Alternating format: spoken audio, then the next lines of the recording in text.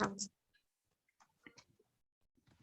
Okay, so we have the first question as, what do you already know about nutrition for pregnancy and breastfeeding? What do I already know? Let's see. So should I talk about breastfeeding and pregnancy? Sure. Just breastfeed. Yeah. Or just breastfeeding? Okay. Well, when I was trying to get pregnant, I knew that being healthy when I got pregnant was important. So I started taking prenatals like 4 months before I started trying, and trying to eat healthier, meaning more fruits and vegetables, and less desserts. And then when I got pregnant, I tried to eat tons of fruits and vegetables, but I did also eat desserts, and I still took a prenatal. And I tried to exercise by walking. And then after, and I knew that I think it's a misconception that you need more calories while you're pregnant. So I tried to eat what I would usually eat, but I didn't not eat if I was hungry. And then during breastfeeding, I believe that breastfeeding women likely do need a few more calories, but I don't count my calories ever. I just made sure that I was eating when I was hungry and trying to eat healthy. And that involved, I think, more snacks than I usually would if I wasn't breastfeeding. Yeah, well, I mean, you get a pulse and a feel of, what your body needs for your caloric intake. So, you kind of work with what goes for you. And after looking at your dietary recall, it does seem like you're right in that right range for your weight. So, okay. And I drink a lot of water too, now that I'm breastfeeding. Oh, yeah. Trying to, yeah. So the next question is, are there any foods you've been careful to avoid while you're breastfeeding? No. Well, alcohol, I wouldn't get drunk or tipsy, but I do have a glass of wine, and I don't do pump and dump. I think it's okay as long as I don't get drunk or tipsy that he would have that milk. But that's the only thing. When I was pregnant, I did avoid foods that I was supposed to, but breastfeeding, no. Okay. Well, just as for your information, fish that's really high in mercury is one that you would want to avoid because mercury poisoning can go to your baby. So, Okay. avoiding that. So think like swordfish or shark or mackerel, tuna, that kind of thing. And then with your caffeine intake, it's recommended that it's less than 300 milligrams. So that's about 3 6-ounce cups. Yeah, So. I did not. I don't drink a lot of caffeine. I have 1 cup of tea a day. So I didn't restrict myself on that, but if I did drink a lot of caffeine, I probably would have cut back on it. Gotcha. Yeah. Cool. Nice. Okay, should I ask the next question, Valerie? Yeah. Okay, great. So are there any foods that you've been, oh, no, we just asked that one. Sorry. Describe any particular cravings you've experienced and how you've responded to them. I actually haven't had any abnormal cravings, even during pregnancy. I think for like 2 weeks, I really wanted soup. So I ate soup. And the only other aversion I had is I really liked eating these like garbanzo bean puffs. They're kind of like healthier Cheeto type thing. And I ate too much of them one day and then would barf, almost thinking of the thought of them. Like if I knew they were in the kitchen, I felt sick. So that was the only weird thing. And while breastfeeding, I haven't had any weird cravings or anything. Okay. You're fortunate. Yeah. The next question. Oh, and we should have told you there's 10 questions. Okay. But the next question, what do you feel are the positive aspects from your recent dietary pattern? And if your dietary pattern is I eat what my body feels like, that's good too. Yeah. I think the positives are that whatever I'm doing is working in terms of my milk production. So I have been concerned about trying to lose weight while breastfeeding because I don't want it to impact my milk supply. So that has been on my mind. So a positive is that I'm able to produce milk, which means that I'm eating enough and drinking enough. Whether I'm eating too much, I don't know. I guess that's it. And that I'm providing good protection to him through the breast milk. Yeah, well, with the breast milk too, it's really good prevention for chronic diseases, both for you and your baby, like cardiovascular disease, diabetes, osteoporosis. So it's really good. And actually, it can help with weight loss. Yeah. Since you said that that is a goal of yours. So that there's a nice perk there. Yeah. And I lost a lot of the weight without doing anything at the beginning. And now I've just maintained, like, I still have 10 pounds before I get back to pre-pregnancy weight. But for a lot of women, they keep that, they retain that as like storage until after they're done breastfeeding. And then some see that shed off faster than others, and some don't see it shed off ever, or some have to work really hard for it to shed off. So I don't know what'll happen. All right, Anna. Right. So the next question is kind of related to the last one. What do you feel some negative effects of your recent dietary patterns? I do wonder if, I know that if I ate better, I would be more likely to lose weight. So I think a negative is that I guess I'm not losing weight and I'm just maintaining. But aside from that, I think that's it. There's also like COVID stuff, I'm not like walking to the metro every day to go to work. So I'm not exercising as often as I would if I was working out of an office, stuff like that. But in terms of dietary, I think that's the only negative. Yeah, this pandemic has been kind of, it had to be so challenging, Anne, like for you having a baby and doing all this while the pandemic.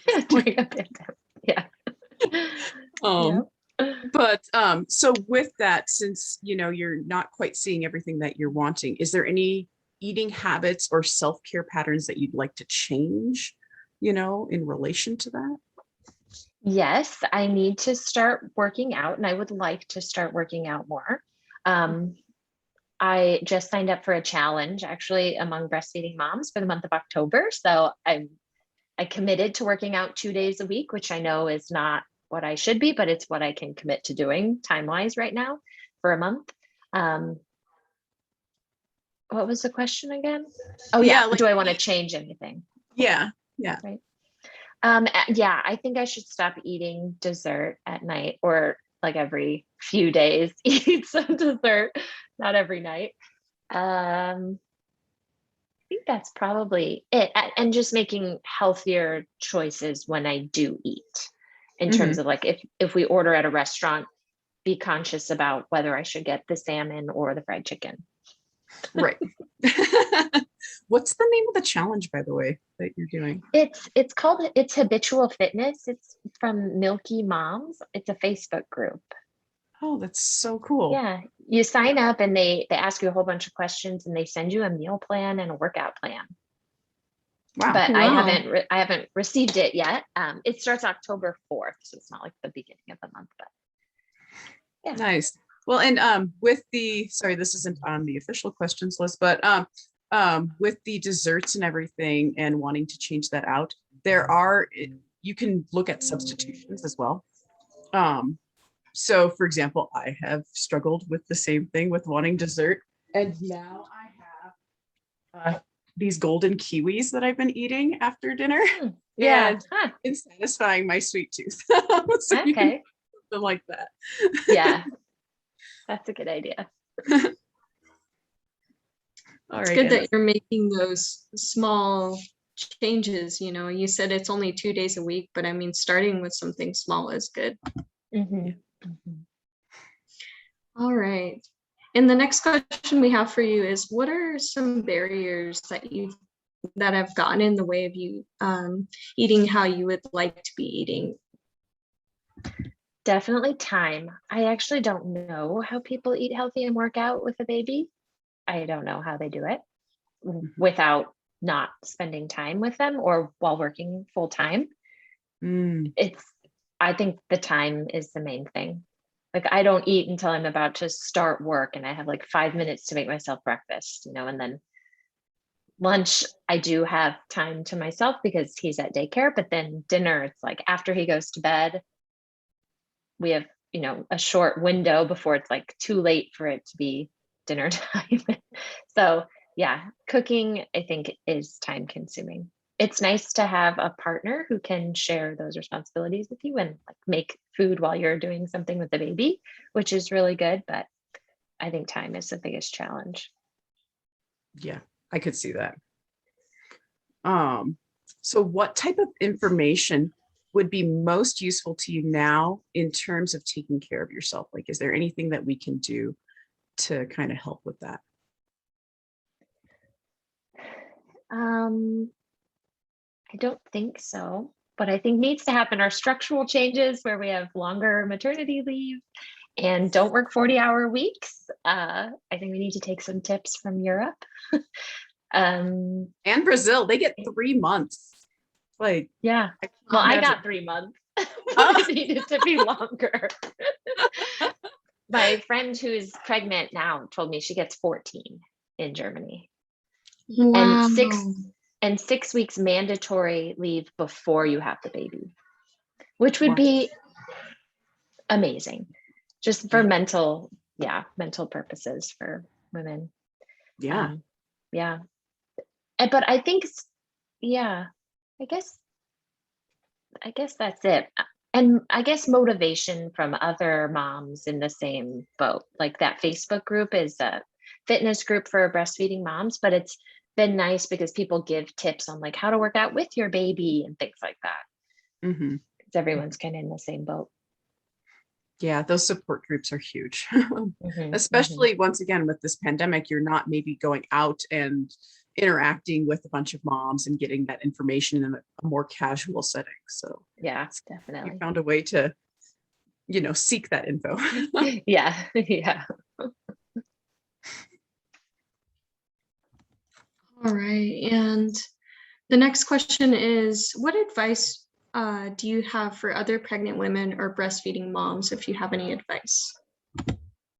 In terms of nutrition It doesn't have or to be. anything. Yeah. I would tell them to continue taking vitamins while breastfeeding and to give themselves, to be kind to themselves, I guess. Like, don't expect to look like you did before, and it's okay if you don't ever look like you did before. And don't try to rush yourself to get back there, and just enjoy the time that you have currently and don't be hard on yourself, I guess. And Yeah. whatever works out with breastfeeding or doesn't is okay, because it's so stressful. Yeah. Yeah. Yeah, we've definitely looked into all the different issues with breastfeeding, with latching and tied tongue, and it's just the gamut. So I know it can be struggle. Oh, Anna's internet has been I so, saw she dropped off. There she is.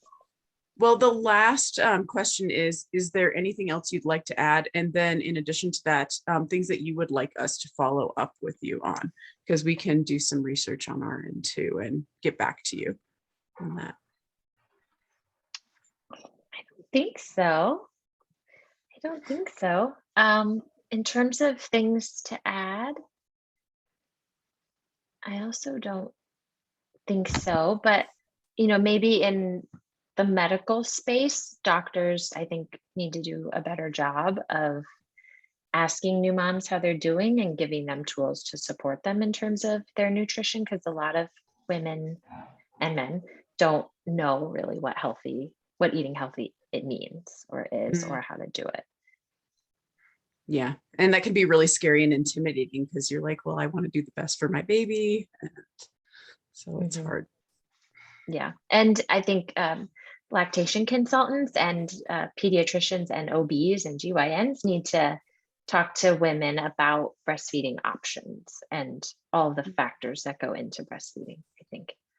And more about, women need to be provided information about formula as well. I know breast is best, but if that doesn't work out, I think some women are left without information about formula, and that can also be detrimental. So, Well, I know at the lactation clinics, registered dietitians are slowly going to be added more and more to them. We actually have one of the gals in our cohort who that's what she wants to focus on, is Cool. nutrition in a lactation clinic. So Oh, what that's you're good. what you're asking for is coming.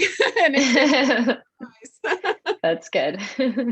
So, all right, Anne. Well, thank you so much. For Yeah, your thank time. you guys. That was fun.